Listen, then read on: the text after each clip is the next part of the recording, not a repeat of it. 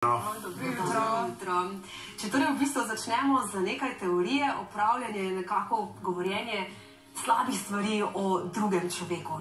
Ampak zakaj ljudje tako radi opravljamo? Tole v bistvu skozi zgodovino, če pogledamo, se nam kar vleče, lahko rečemo, da je zapisano v našem DNK-ju.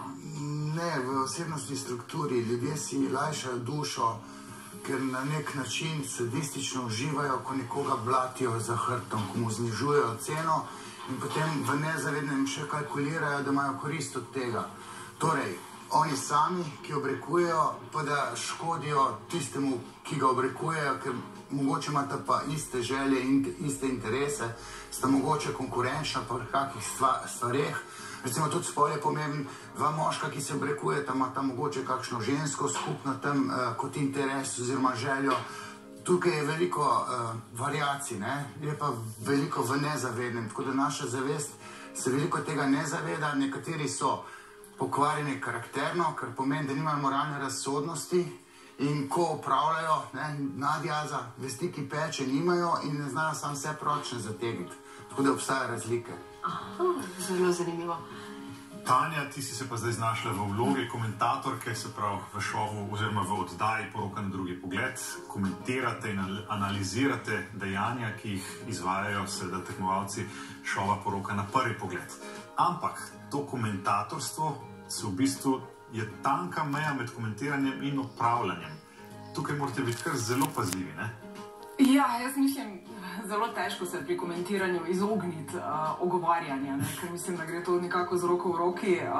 Sicer mislim, da je vse posod tudi odvisno od nivoja, ki ga uporabiš, ker tudi, mislim, mi se zdaj lotevamo situacij, ki so se zgodile. Jaz mislim, da se tukaj pač skoncentriraš tudi na vse to, kaj si doma ljudje tako ali tako tudi mislijo.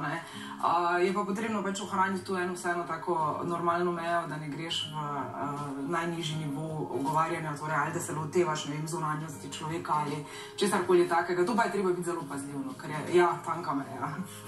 Ja, tanka meja, Nas pa v bistvu zanima, a bolj opravljajo ženske ali moški? Kako je v bistvu s tem profilom? Včasih se je govorilo, tole je kokošnjak, recimo, ampak se mi zdi, da pač tudi moški znajo kar par pikrih povedati. No, recimo, zdaj se moram reči, jaz nikoli ne upravljam, če komu že kaj hočem povedati, mu direktno povem, pa še rečem, mu cvek pribijem v glavo. Ženske ste pa bolj so, ko neke kače pičijo z besedo, moški vseka z udarcem, Se pravi, podstat je kastracijski kompleks, to je nekaj v infantilni seksualnosti, duševnosti, kjer smo moški bolj napadalni, bolj direktni, napadamo transparentno. Ženske pa niso napadalne, ampak v svoji psihi pa tudi znajo napadati. Raziskav na to temo, kdo je bolj verbalno agresiven, ni toliko, ampak se ve, da ženske več govorijo. Njihovo napadalno sredstvo, ob izgledu je tudi beseda. Moški imamo pa dejanja, bistveno manj govorimo. Ženske znajo tudi izkristalizirati svojo misel, pa tudi ženske ena drugi zavidajo lepoto. Tudi narava kastracijskega kompleksa je taka. Moški en drugemu zavidamo žensko ali pa nek falični status, neko boljšost. Ženska pa ženski zavida izgled, ker kuje načrte, le kdo si njo želi bolj kot mene. To so nezavedni prebliski, ki so zelo seksualni, nekateri lahko to ozavestijo, nekateri ne ozavestijo, ampak ta seksualnost ni tako nedolžna pri obrekovanju. Ja, to so kar globoki zametki, ne? Ja, to je v bistvu kako je, če se pogosteje zgodi, da ženska opravlja žensko, moški moškega, ali v bistvu, ne vem, ženska moškega in obratno. Ženska vse. Mi se drugega ne? Mi dva se vedno vse direkt zmeniva. Če smem reči, če moški obrekuje žensko, ima neko neporavnano zgodbo v ozadju. Ženska, ki bi rekel, naredi nek zid, ko ne moreš več fehtati, potem jo pa obrekuješ, Mislim, to ne delajo pravi moški. Ženska ženski pa, mislim, je pa vedno seksualna konkurentka, tako na nezavedni ravni, te se pa skozi mlatijo z besedo. Tisti zgled je vedno na udaru, vedno se vidijo. Moški ne ve, kje imaš zdaj adute, koliko imaš denarja, se to skriva. Moškemu zavida pamet, vsi so mislili, da smo najbolj pametni, denar, status, ženska pa ženski zavida izgled, ta se pa takoj vidi. In pa so fovšne, ljubosumne, kalkulirajo, kdo si njo bolj želi kot mene. Tako da ženska zadeva v tem kontekstu je bolj megalomanska kot moška. Tanja, ti si že dlje časa prisotna v medijskem svetu. A se navadiš na vse govorice, ki se pojavljajo? Mislim, se koža utrdi?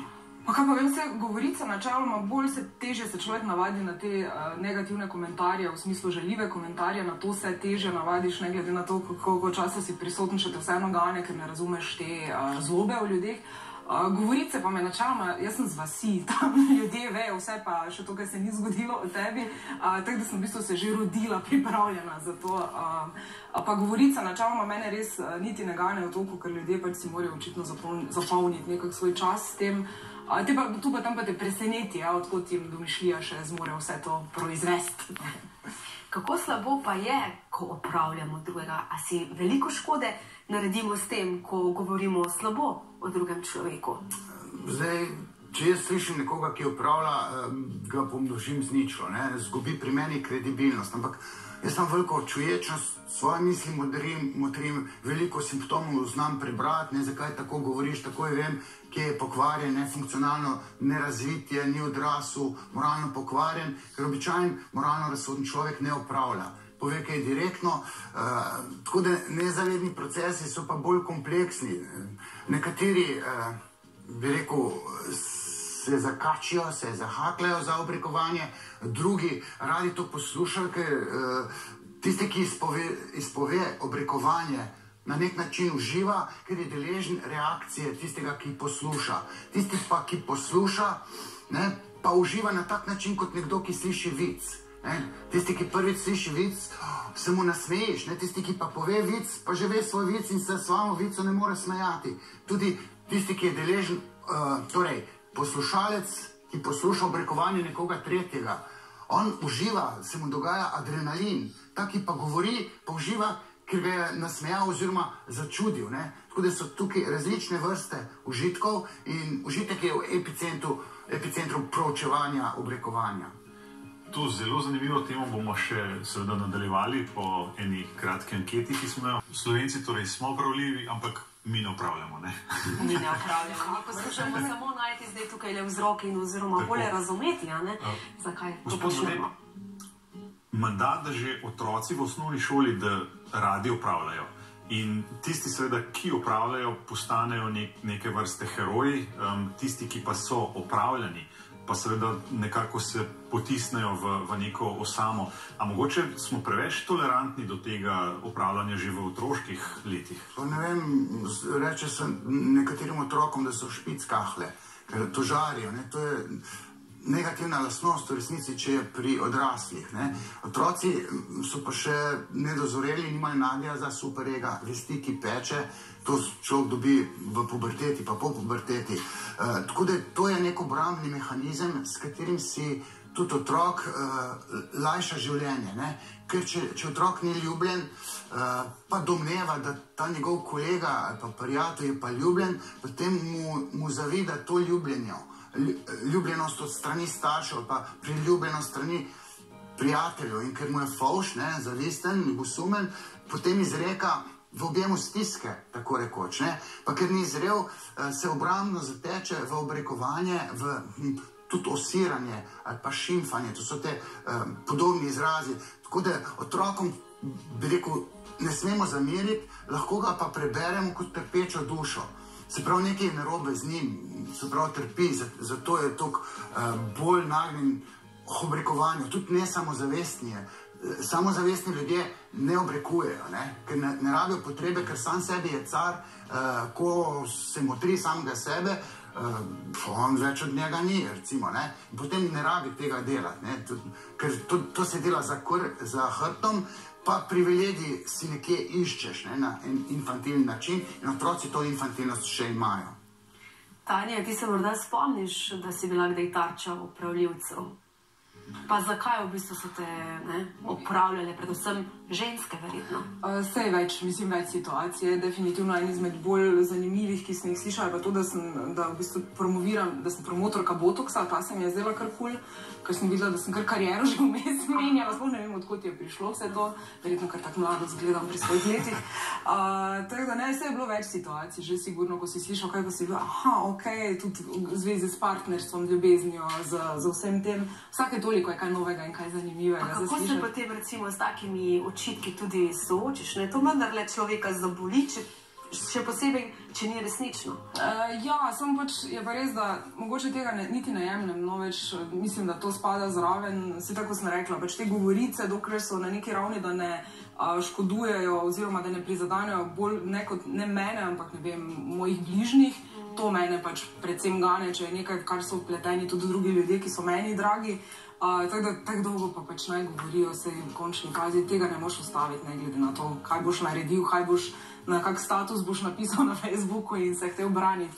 Na koncu si sam sebi še večjo javno skopljiv že v bistvu s tem. Skozi eno uho noter in skozi drugo. Tako, probam tako živeti. Ja. Gospod Vodeb, kakšna pa je razlika recimo med obrekovanjem in med opravljanjem? Ker je velika razlika, menda za obrekovanje, da je zagrožena celo kazen do 2 let zapora. Opravljanje je bolj lahko podajanje informacij, ker če te nekdo nekaj o nekom vpraša, mu podaš informacije, nekatere so neljube. In zdaj to ne delaš na lastno pobudo, ga opisuješ, neljube informacije ima status obrekovanja oziroma, obira se pa z nekim sadističnim motivom.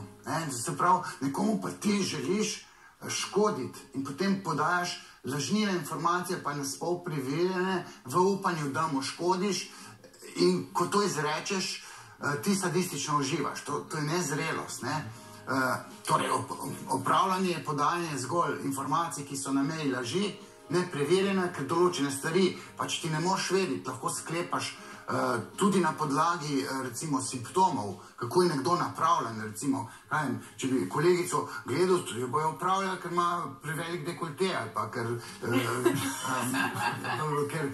je blond, ker blondinkam se fovšija dogaja priorno, ker blondinka je tista, ki ima privilegij žensk v moški želji, pa tako naprej. Tako da fovšija, ki jo nekdo ima.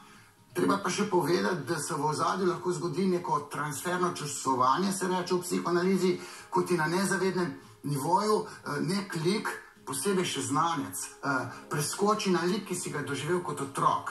Recimo, določene ženske so skozi nekako na udaru, ker predstavljajo starejšo ali pa mlajšo sestro tistim, ki jo opravljajo. Ali pa tudi mogoče obrekujejo, če pride do situacije. Je v bistvu zelo zanimiva tema, mislim, da smo jo skoraj da obrali do kosti. Skoraj. Ne čisto, ne. Še vedno je ostalo kar nekaj vprašanj, ampak morda za naslednjič. Tako, hvala lepa obema za tako